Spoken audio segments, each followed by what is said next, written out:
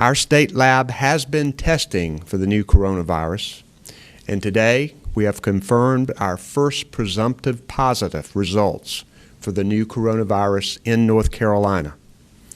The person from Wake County, North Carolina, traveled to the state of Washington and was exposed at a long-term care facility where there is a current outbreak of the new coronavirus. The person is doing well and is in isolation at home. So the person is someone in Wake County. They did travel back from the state of Washington. They did return from state of Washington on a flight.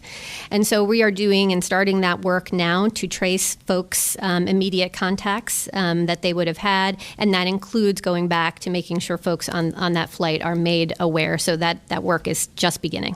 The state lab in North Carolina did do this test, and it came back positive, and it is a presumptive positive because it is only the second day in which our lab is doing that testing. And so for a period of time, we will do confirmatory tests with the CDC. So those samples are on their way to the CDC for confirmation.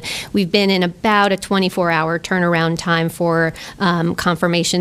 There are criteria for releasing people from isolation, and that means that they no longer have symptoms and they've been tested negative 24 hours apart. So have to have 2 negative tests 24 hours apart and no symptoms. So the question was what kind of happens here with respect to local health departments maintaining contact with the individual. We actually touch base with them at least twice a day and ask them how they're feeling. They are responsible for monitoring their own temperature, so we ask very specific pieces of information to help us understand their health.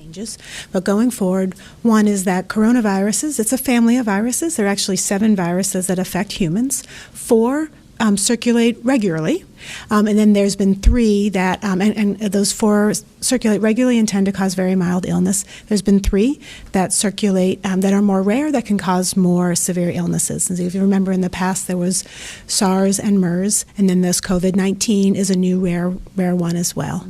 For this COVID-19, the vast majority of people, more than 80%, have mild symptoms, and then less than 20% would have some more severe symptoms. What we're finding is that at most, the mortality rate might be about 1.4%, meaning 98.6% of people will get through it.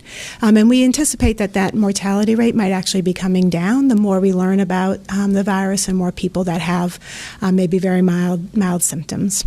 We also know that to this point, it seems that older people with underlying health conditions seem to be at higher risk.